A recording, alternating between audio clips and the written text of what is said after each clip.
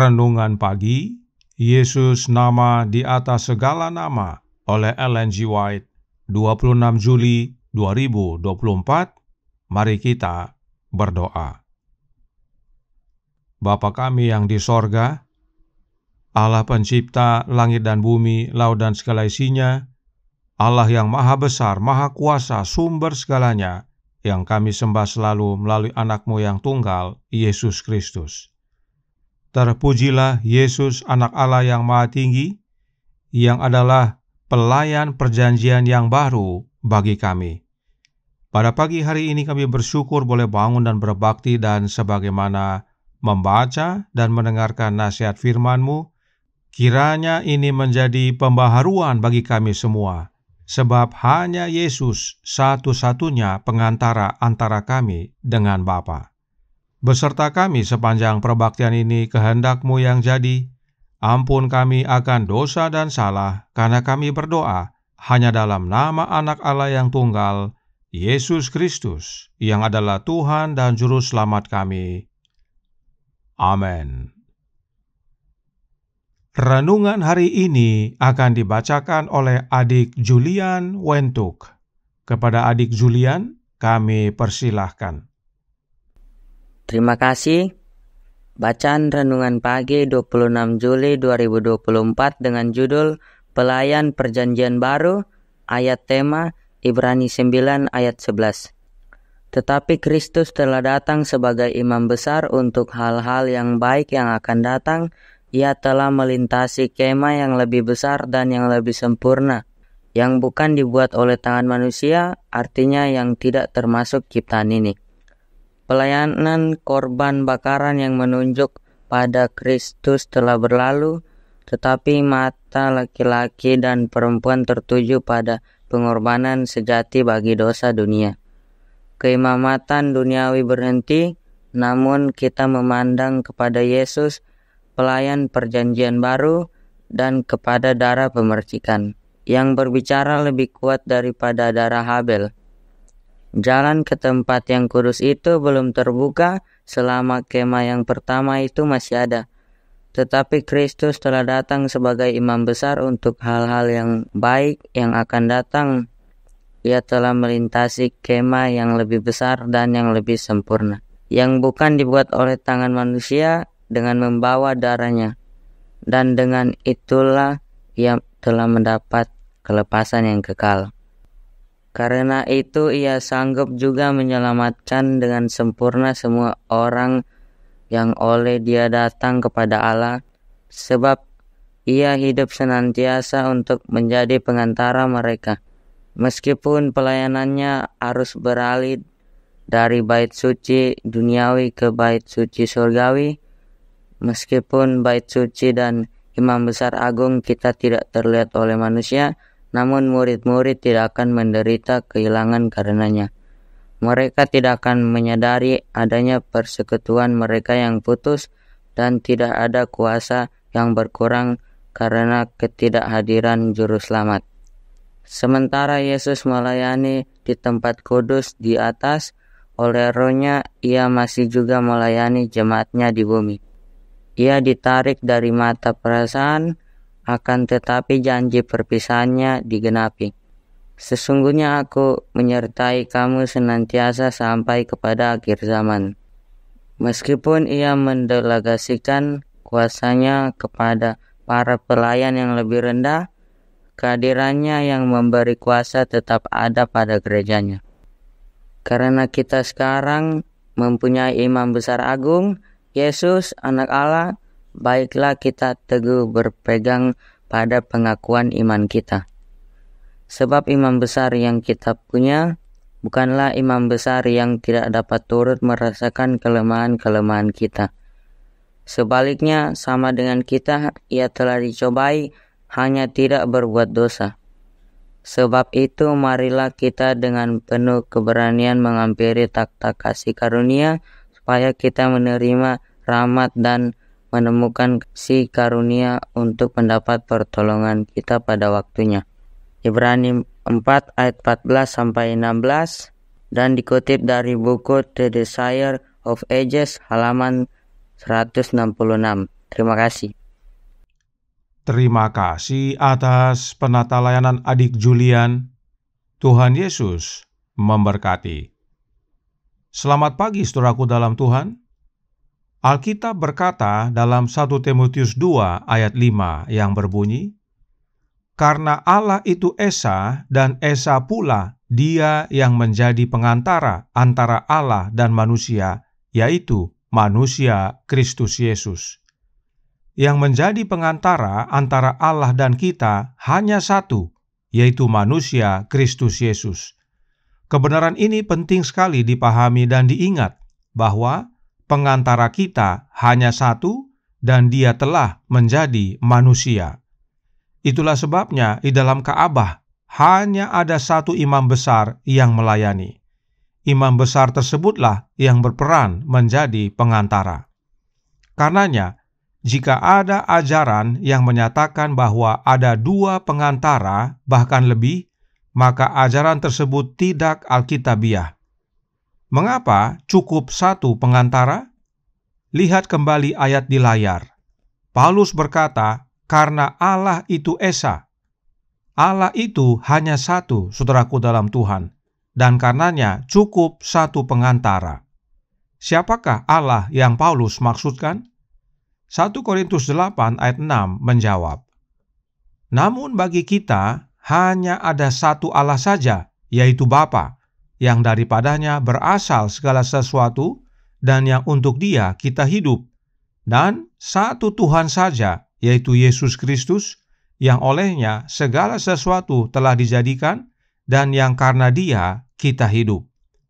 Bagi Paulus, hanya ada satu Allah saja. Itu sebabnya Paulus tulis Allah itu Esa. Dan Allah yang Esa itu adalah Allah Bapa. Itu sebabnya hanya ada dua makhluk ilahi yang bertugas di dalam bilik yang maha suci saat ini, yaitu Allah Bapa dan Anaknya. Allah Bapa yang duduk di atas tahta rahmat, dan Yesus Kristus, Anak Allah yang telah menjadi manusia, melayani di hadapan Bapa sebagai imam besar kita, sang pengantara, satu-satunya. Dan renungan hari ini mengutip Ibrani 7 ayat 25 untuk menyatakan tentang peranan Yesus sebagai pengantara.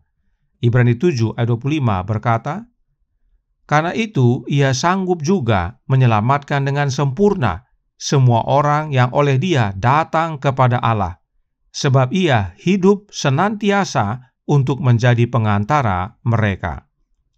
Apakah persamaan kata dari senantiasa?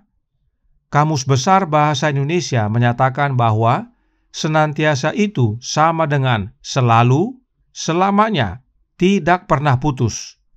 Yesus hidup selalu, tidak pernah putus untuk menjadi pengantara kita. Nah, sekarang Yesus sedang melayani di Ka'bah sorgawi di hadapan Bapa. Lalu, bagaimana Yesus melayani kita di dunia ini? Jawabnya ada dalam renungan pagi hari ini. Mari kita baca kembali, sebab sudah beberapa kali kita baca juga di pekabaran renungan pagi sebelumnya.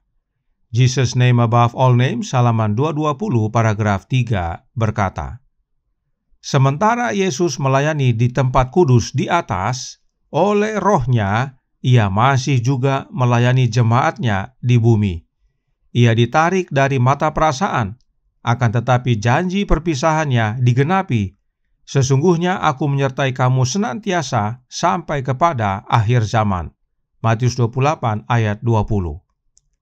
Jadi, meskipun Yesus secara fisik melayani di dalam bilik maha suci di sorga, Yesus yang sama masih tetap melayani kita di dunia ini, yaitu oleh kehadiran Roh-Nya Yesus itu sendiri.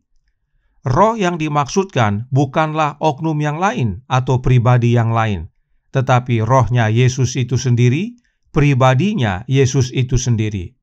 Sebab ingat, hanya satu pengantara kita kepada Bapa, hanya satu jalan kepada Bapa, dan Dia adalah Yesus Kristus, Anak Allah yang telah menjadi manusia. Mengapa penting sekali menerima Kristus oleh kehadiran Roh-Nya dalam hati kita? sebab hanya manusia Kristus Yesus yang dapat hubungkan kita dengan Bapa. Roh Nubuat berkata dalam Sermons and Talks volume 2 halaman 155 paragraf 2. Dia mengetuk hatimu. Buka pintu dan biarkan dia masuk. Kosongkan hati dari segala keegoisan dengan hidup benar, makan benar, berpikir benar.